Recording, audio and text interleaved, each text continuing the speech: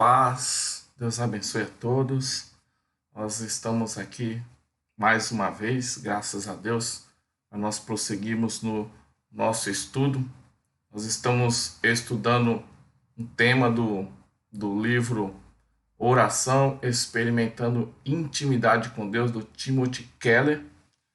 E o tema que a gente vem trabalhando é a grandiosidade da oração. Então, hoje é a terceira parte, a parte final, falando sobre a grandiosidade da oração.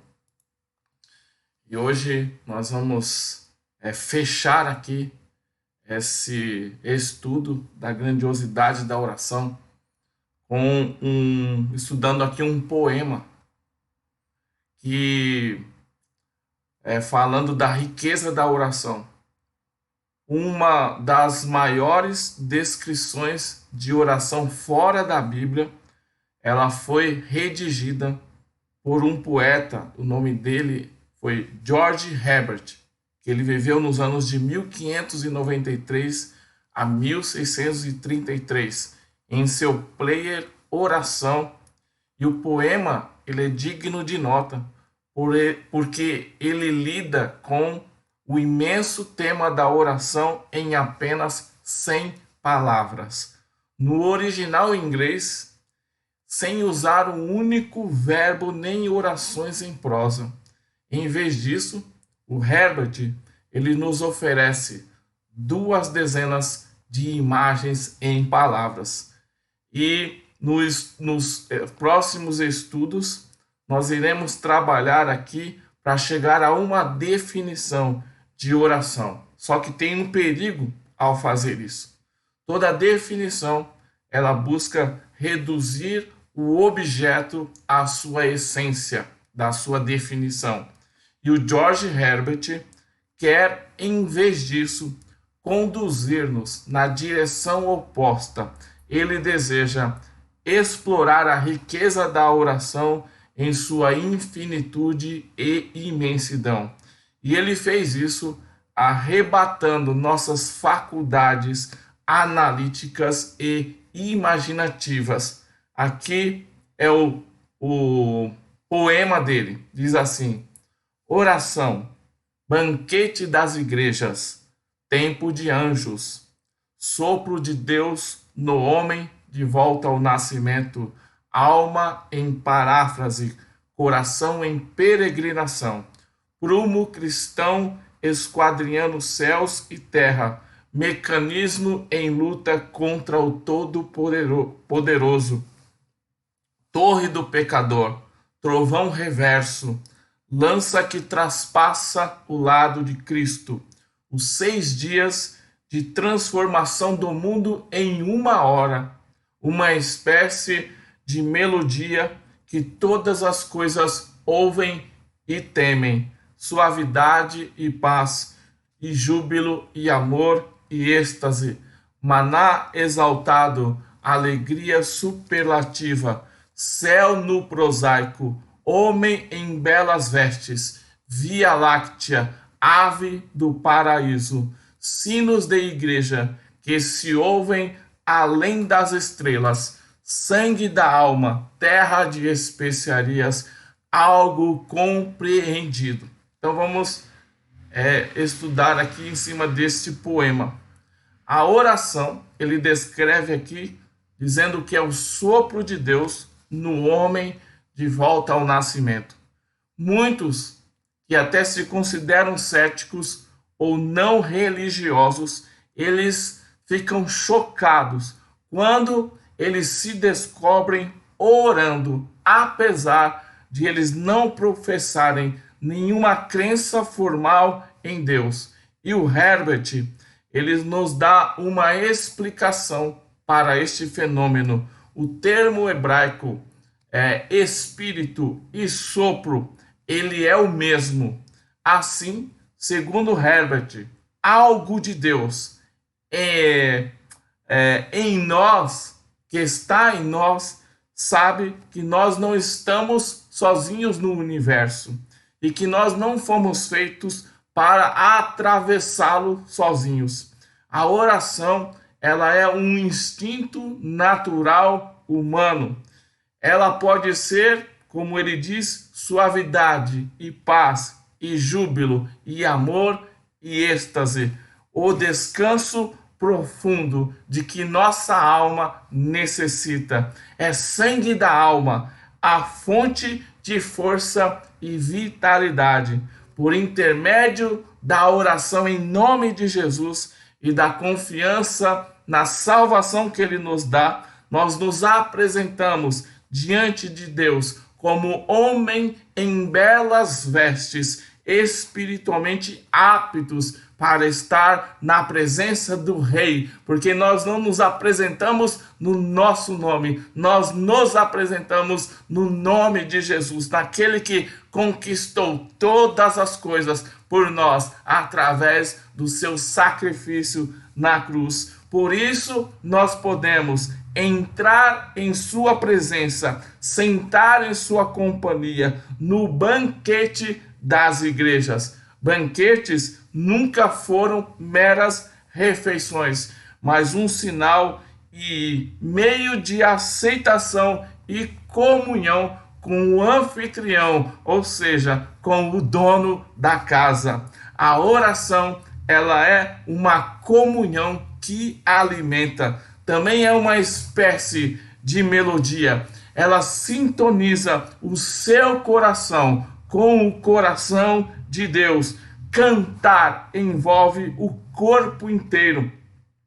O coração flui através da música, bem como a mente através da letra.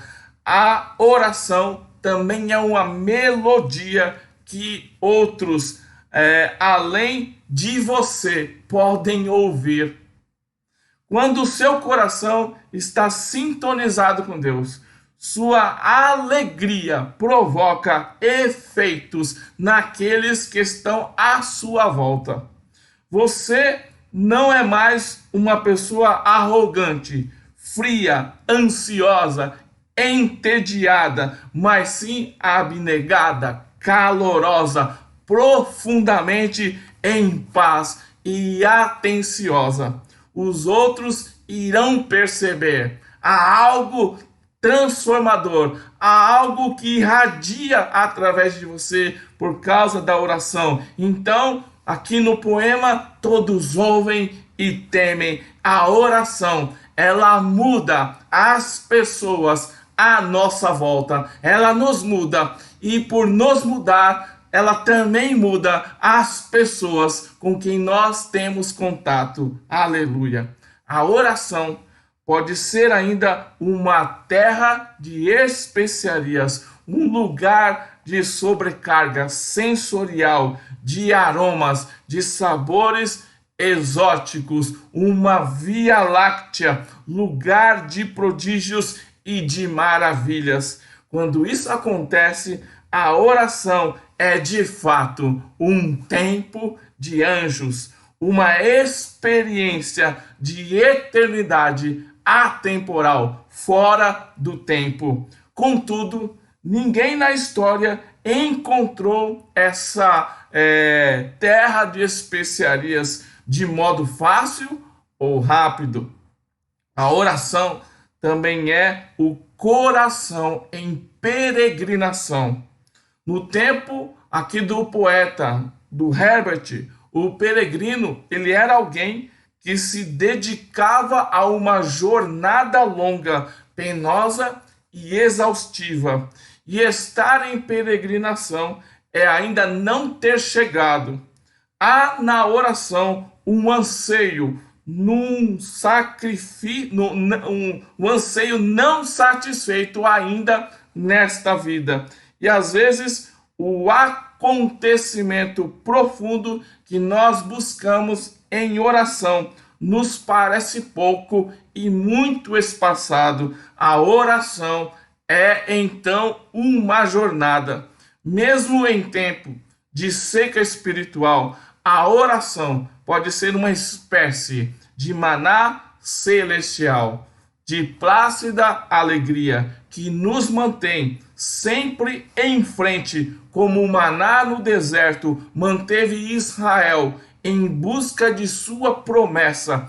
O maná Ele era um simples alimento de sabor especial, mas dificilmente ele poderia ser considerado um banquete. Contudo, ele sustentava o povo de uma forma maravilhosa, uma espécie de pão feito para viajantes, a fim de lhes dar resistência interior.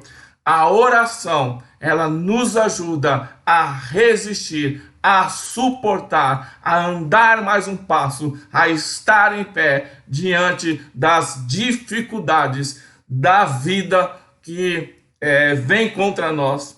Um dos motivos que tornam a oração tão árdua é o fato de a verdadeira oração ser a alma em paráfrase. Deus, ele requer não só nossas súplicas, mas também todo o nosso ser.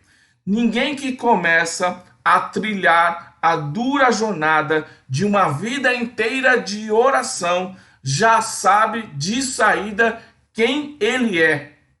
Nada, exceto a oração, revelará para nós quem realmente nós somos, pois só quando nós estamos diante de Deus, nós conseguimos enxergar e nos transformar no nosso verdadeiro eu. Parafrasear algo significa captar a essência desse algo e tornar esse algo acessível. Orar é aprender quem nós somos diante de Deus e entregar para Ele nossa essência. Orar significa conhecer a si mesmo tão bem quanto Deus nos conhece. Oração não é só silêncio, paz e comunhão. É também um mecanismo em luta contra o Todo-Poderoso. É uma frase surpreendente que faz alusão a motores ou máquinas de cerco, repleta de arqueiros, usadas na época do poeta Herbert para atacar uma cidade. E a Bíblia, ela contém o quê? Lamentos, súplicas, intercessões, porque orar-se é se rebelar contra o status quo maligno deste mundo. E nada disso é em vão, pois eles são como sinos da igreja que se ouvem além das estrelas, como um trovão reverso. O trovão, ela é uma expressão do assombroso poder de Deus que a oração, de alguma maneira, ela canaliza, de modo que as nossas súplicas não sejam ouvidas lá no céu, apenas como meros sussurros, mas sim como estalidos, rugidos, estrondos de trovão. A oração, ela muda as coisas na nossa vida e na vida das pessoas por quem nós oramos. Todavia, o Herbert também declara que a oração é a torre do pecador. Um espírito arrogante não pode usar da maneira correta o poder dos motores de cerco da oração. A torre do pecador quer dizer que nosso único refúgio do próprio pecado é depender em oração da graça de nosso Senhor e Salvador Jesus Cristo. Não podemos entrar na presença de Deus a menos que sejamos dependentes do perdão de Cristo e de sua justiça diante de Deus, não da nossa. De fato, a oração é a lança que traspassa o lado de Cristo. Quando oramos por perdão, com base no sacrifício de Jesus em nosso favor, graça e misericórdia, elas fluem como a lança no lado dele, faz verter água e sangue. A oração, ela é um refúgio. embora ela seja uma espécie de artilharia que muda as circunstâncias do mundo, a oração, na mesma proporção ou até mais, transforma nossa visão das circunstâncias e nossa atitude diante delas. A oração é uma espécie de melodia que transforma até os 6 dias do mundo. Esses 6 dias não se referem ao sabate, ao dia do descanso, dia de adoração formal, mas aos dias de trabalho na nossa vida cotidiana. No entanto, essa 1 hora de oração transforma tudo completamente, como a transposição de uma peça musical muda tons e timbres pela oração que traz o céu ao prosaico cotidiano. Vemos o mundo de uma maneira diferente, até nas tarefas diárias mais humildes e banais. A oração, ela nos transforma. Então, como prumos que medem a profundidade das águas sob as embarcações, a oração, ela é um prumo esquadrinhando céus e terra, ou seja, é capaz de nos mergulhar pelo poder do Espírito nas profundezas de Deus. 1 Coríntios, capítulo 2, versículo 10. 1 Coríntios 2:10 diz assim: mas Deus nos revelou pelo seu Espírito, porque o Espírito penetra todas as coisas, ainda as profundezas de Deus.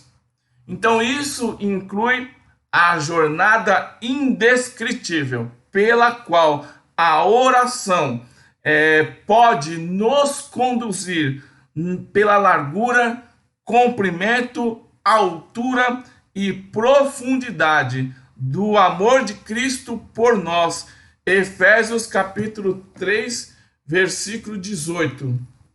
Efésios 3, 18 diz assim: poderdes perfeitamente compreender com todos os santos qual seja a largura e o comprimento e a altura e a profundidade, e conhecer o amor de Cristo que excede todo o entendimento, para que sejais cheios de toda a plenitude de Deus. Aleluia!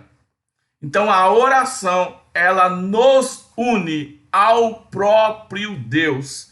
Como o autor aqui, como o poeta Herbert, ele encerra essa esplêndida imagem em palavras.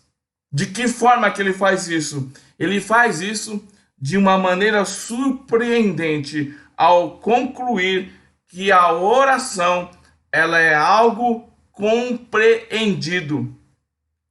Só que muitos estudiosos, eles têm debatido o aparente anticlímax deste poema. Parece, entre aspas, ser um abandono da metáfora, e, no entanto, é o seu coroamento final. Por quê? Depois de todas as imagens grandiosas, o Herbert, ele desce à terra pela oração.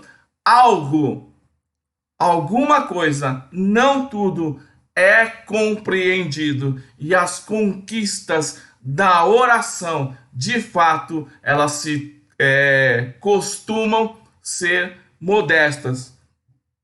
E Paulo, apóstolo Paulo, ele diz o quê?